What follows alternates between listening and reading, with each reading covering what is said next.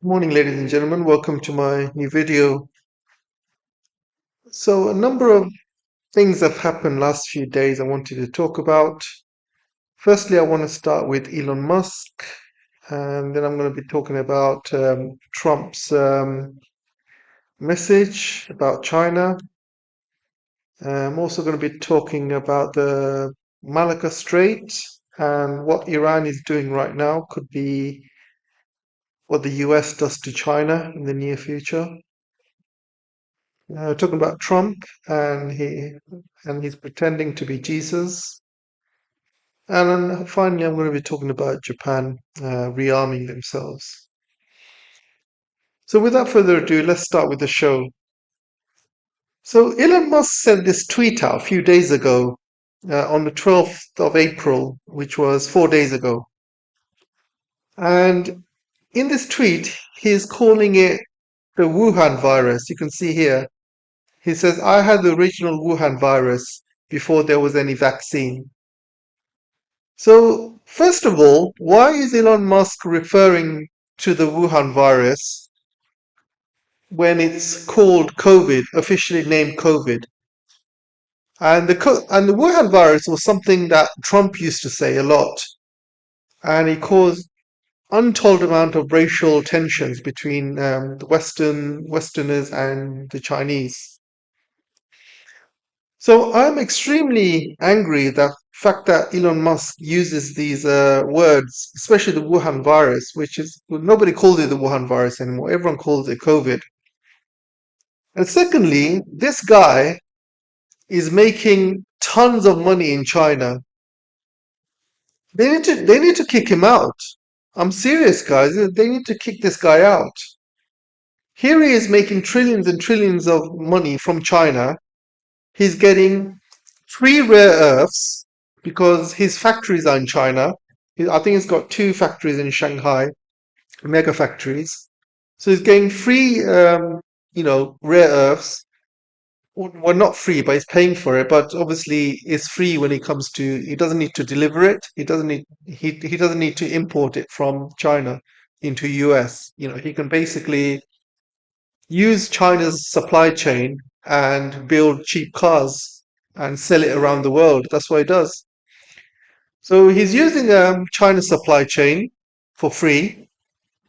He's getting all these rare earths, all these lithium, and you name it. Is getting Chinese workers. He's getting Chinese laborers, Chinese basically technology, and also he's getting Chinese skills as well. Because a lot of these Tesla workers that work in Tesla are Chinese engineers, very, very smart ones as well. So he's using China's supply chain, making lots of money and sending it and selling it, abroad, like America or Europe. There is a big factory in Germany, but it's hardly used because they do the bare minimum in Germany. But most of the factory, most of the stuff happens in Shanghai, and then it gets shipped to Europe, and they in the factory in Germany they add a few extra bits and pieces to it to make it, you know, European compliant. So they would add all the European compliant things, very small, minor details.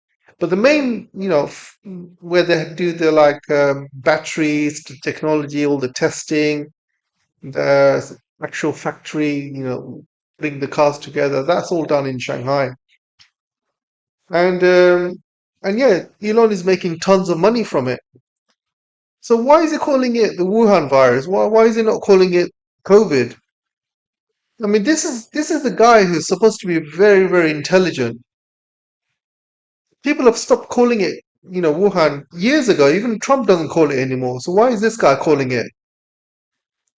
Because I think he knows something that other people don't. I think there's Trump or maybe some insiders have told me or told him that there could be something major happening with China over the next few months, and this could be related to Iran, and I think this could be related to the Strait of Hormuz closure. I think the Americans or Trump is planning on escalating the the Strait of Hormuz blockades. And I think they might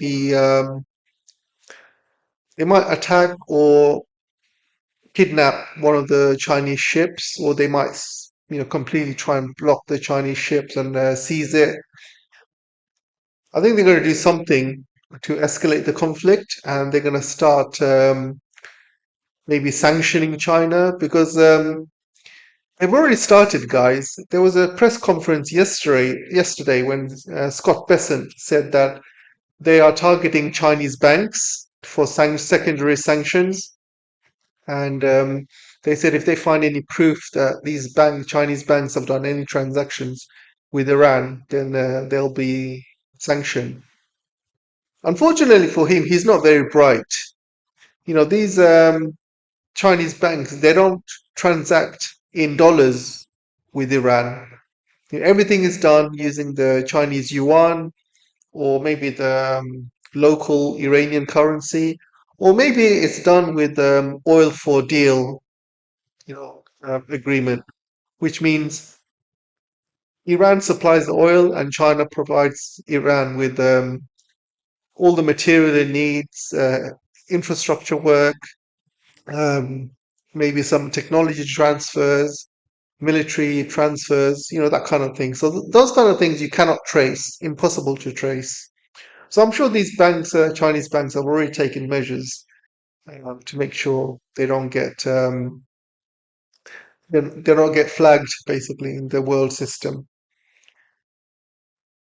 So yeah, I think Elon needs to be sacked for many reasons. This guy is dangerous, very dangerous. If there is any war that happens in China or over the Taiwan Strait or with Japan, for example, in the future, Elon, and his cars are security risk, huge security risk. Because at the end of the day, you guys have seen what Elon does with Starlink.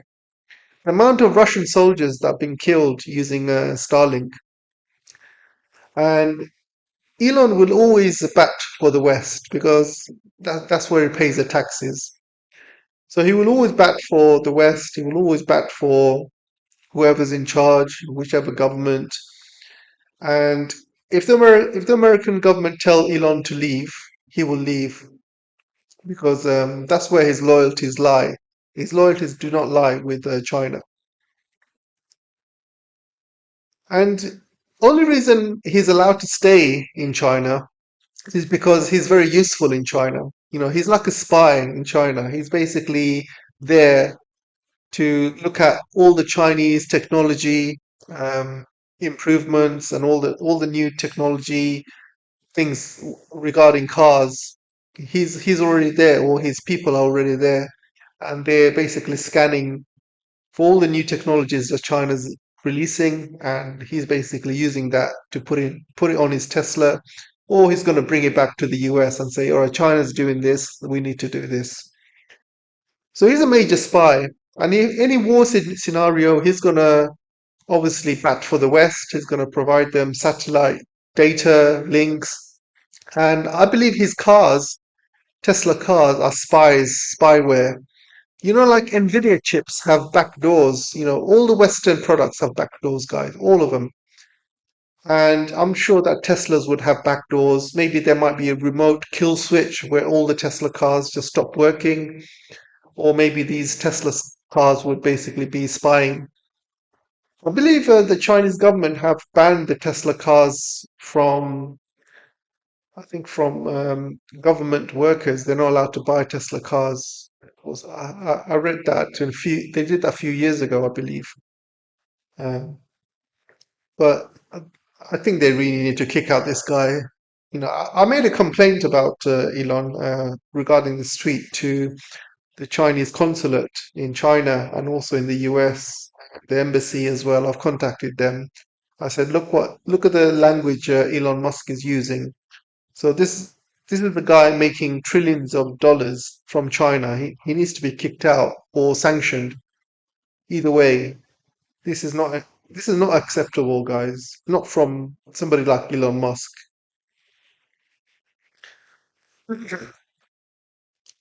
So Donald Trump sent an email saying China is very happy I'm permanently opening the Strait of Hormuz.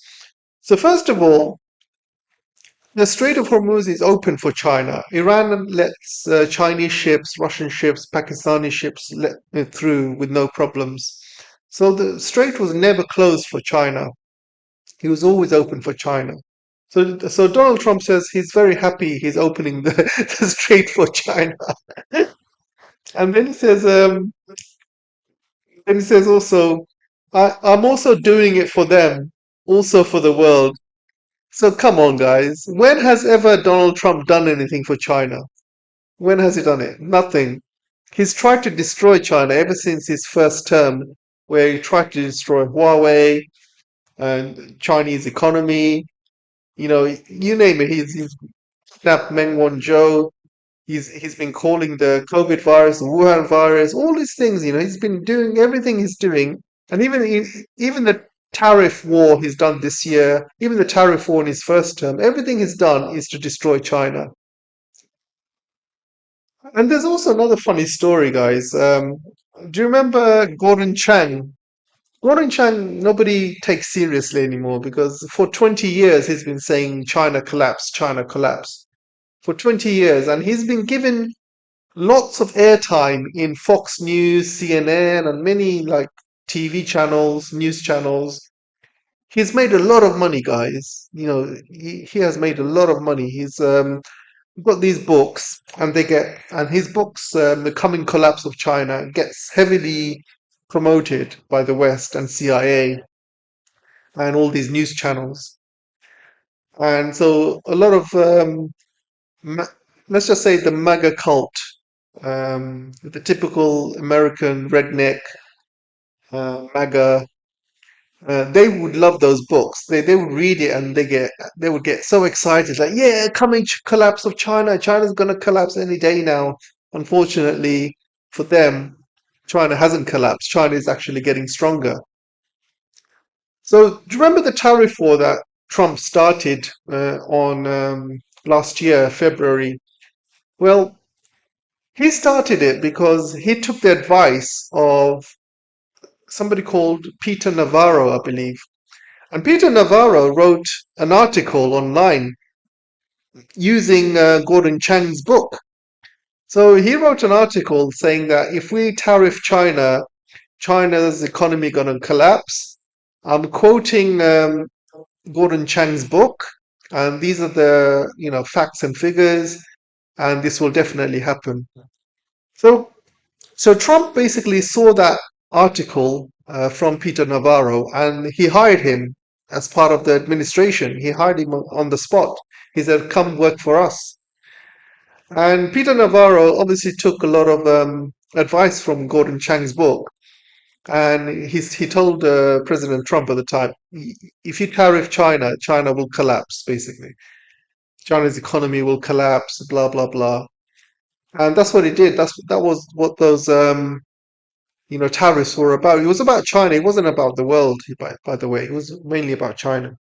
And it was Navarro that told Trump that China pays the tariffs. You know, Trump just believes any fool that comes and tells him any story. And then, and funnily, obviously, the tariff war completely failed on Trump. Absolutely, it was a disaster. And nobody's heard of Navarro ever since. Nobody talks about Navarro. Nobody, gives him any airtime in any Fox News or CNN because that guy has been, basically shown to be an absolute idiot. But however, he got his information from Gordon Chang, and recently Trump came on this interview and he said this Gordon Chang guy. He says a lot of things about China, and he's a China expert. He's so-called China expert, but he doesn't know anything about China. He doesn't know what he's talking about. That's what Trump said. And it's so funny because the Gordon Chang online got absolutely roasted by people, absolutely roasted. But this guy has made millions from the China collapse story. He gets lots of airtime in Fox News, CNN, and obviously they have to pay for, they have to pay for it. So they pay him, hundreds of dollars or even thousands of dollars just to hear him speak on Fox News and CNN. And it's absolutely hilarious the fact that Trump basically publicly says he doesn't know what he's talking about. I just couldn't stop laughing. And Gordon Chang is a big Trump fan as well. He's been cheering on Trump ever since in his second term. Unfortunately, he's been very quiet after that incident. And I just found that so hilarious, guys. Anyway, Trump says he's doing a favor and he's opening up the Strait of Hormuz for China. He's doing it for them and the world as well. And then he also says China's agreed not to send any weapons to Iran. And he says President Xi will give him a big hug. Oh my God. And then at the end, he puts a threat. He puts a threat saying, doesn't that beat fighting? But remember, we are very good at fighting. So it's basically like a threat at the end as well. So basically, he's saying that, you know, China's agreed not to send any weapons to Iran. Well, China did a press conference yesterday, I believe, and the speaker said that China never confirms or denies sending any weapons to Iran. If we send weapons to Iran, it will be our decision. It will be our sovereign right as a country and as China. And if we do send them weapons, we do not confirm it, nor do we deny it. And that's a secret between Iran and China. Those were basically what he was saying. So he's saying, sending weapons to Iran is a sovereign decision, and China would never confirm or deny if any weapons are going to be sent to Iran. So that completely shows Trump off to be a complete liar, as usual. Every single day, he just posts lies and lies and lies. And the funny thing is, he says President Xi will give him a big hug. President Xi will not do such a thing at all. In fact, you know, I know for a fact that President Xi actually hates Trump. Unfortunately, he has to put up with him. And when Trump arrives in Beijing, it'll be quite interesting to see how Trump is treated because I know for a fact, you know, President Xi and many people in China do not like Trump at all. Mainly because of his first term, the kind of language he used, all this Wuhan virus stuff, and all these trade wars he started against China, all the nasty words he said about China. Basically, it's just that. It's very, very unprofessional as a president. Even Biden was careful not to say anything to insult China. Even Biden was very, very careful. Obviously, sometimes he does say some silly, stupid things. Sometimes they come out, but I don't think he ever used Wuhan virus on China, or he actually went out of his way to insult China. I think he did say a few times he would protect Taiwan. He would have a war with China or something. That did slip up, but that's not really an insult. I think that's more like slipping up what America's plans are for the future. And yeah, so Trump's tweets are absolutely funny.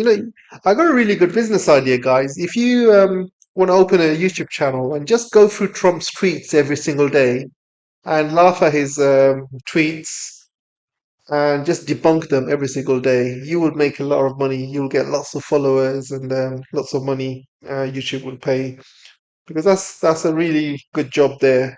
But I'm not going to do it because I think it's just I'll only do it when he talks about when he's made something major or he talks about China, which is not correct, then I'll probably talk about it. Apart from that, I just ignore it, to be honest. So the Strait of Malacca, it is a major, choke point for China, and China has known this for more than a century, maybe decades, to be honest. And this choke point is only like a few miles. The Strait of Hormuz is about 20 miles, I think, the smallest part. The Strait of Taiwan is over 100 miles, I believe, so it's really far. And the Strait of Malacca is only 1 to 2 miles. It's very small, so it's very easy you know, to block it. And everyone knows that Singapore is pretty much America's little puppet. And and if they do try to block it, I'm sure they will put Singapore in line. And whoever's in charge of Singapore will probably agree to America's demands. And they will use Singapore's base. There's a lot of American bases and Western bases in Singapore, so they will use those bases to basically block the Malacca Strait. But China's got other plans. I made some videos about this a long time ago, years ago. But China's got other plans. Obviously, number one plan is going renewables. Keep pushing for EV cars. At the moment, China has about 50% of users in China using EV cars. That's a huge number, guys. 1.4 billion people. If half of them are using EV cars, we're talking about, obviously 700, 700 million people using EV cars. So, gosh, it could be less, obviously. I'm just making up the numbers. I'm just giving you a rough idea. That's assuming everybody drives a car, by the way. Not everyone in China drives a car, by the way. I think maybe half the people probably drive the car. So yeah, half of that would be the how many people own EV cars. So maybe 300 million. Maybe it's more like a accurate figure. So more, this will push China to be more. They push renewables even more. They're going to accelerate these gas pipelines coming from Russia. They're going to accelerate the green hydrogen projects that they're doing as well. Green hydrogen is a way to also replace oil as well. They're also going to be diversifying their trade to different countries with oil. That's what they're doing at the moment. So they're buying oil from everywhere, from Iran, from Middle East, from Russia, from Turkmenistan, from Australia, even from America as well. So they're basically diversifying their trade when it comes to oil. And every single year, China needs less and less oil because there's all these new power plants coming up, like nuclear power plants, solar, wind, hydro, and they are replacing coal and also replacing oil as well. So I'm sure that China will accelerate all of these projects because of all this stuff that's going on around the world. China also wants to have land bridges and other ways to transport oil. At the moment, you have the BRI, which goes all the way to Europe, and that crosses all these oil nations like Kazakhstan, Turkmenistan. So they have oil. So China can potentially grab oil from those countries using train. And also from Iran, there's a direct train to Iran as well. So they can potentially get a lot of Iranian oil by train as well. And don't forget, Russia has a huge border with China, so China can get huge amounts of oil from Russia if that need comes. So China's not worried. I think China knows about this, so they are pushing for all of those steps to try and get rid of this choke point. So if America does try and choke it at one point, it's not going to affect China that much. And also, I didn't mention that China also has huge amounts of reserves of oil. I think they have the highest reserves in the world, over like 1 trillion barrels or something. And also like they also opening up new oil plants all over China as well. There's oil plants in the deserts, like in I think the Tarim Basin is called near Xinjiang. And there's a lot of oil there. They are discovering there's a lot of oil in the South China Sea, and they will have to obviously work with maybe Philippines in extracting that. because both China and Philippines lay claim to that, so they might have to kind of do that together. But yeah, China is not worried. They have lots of options here. So Trump is basically looking at a doctrine created in the 1970s or 80s. He's not looking at, he doesn't know anything about China. He doesn't know what China is doing. And all these doctrines that China, Trump is following is basically old doctrine. These are this is why they failed at Iran, because they're using a very, very old, method of fighting, which is outdated. The latest method of fighting is what Russia is doing in Ukraine, and what Iran is doing is using it's using information, AI, using drones, using hypersonic missiles, you know, huge amounts of intelligence, decentralizing um, the generals and the army. Many ways, Iran has basically outsmarted America in many ways. America knows only one thing: how to bomb countries, and they have been relying on that for wars for God knows how many years well, ever since they lost Vietnam, because they lost so many people on the ground. They are scared to lose people on the ground, so what they do, they focus on air. Um, they are very good in the air, though, very good in the air. But unfortunately, that's the only thing America seems to be reliant on. They don't seem to be reliant on a total need for warfare, like integrating ground troops and air troops and AI and satellite technology, hypersonic missiles. You know, they don't seem to be having much integration with everything else. All they know is how to bomb countries, and this is what Israel does as well. They're very good at bombing countries, women and children, but they're not very good on the ground. Very, very weak on the ground. So yeah, China's not worried about this. So if this ever happens, I think America is going to have a huge, huge shock in their hands, a bigger shock than they've had with Iran. I believe it'll be a huge wake-up call for them. So this is really funny, guys. I mean, Trump sent this.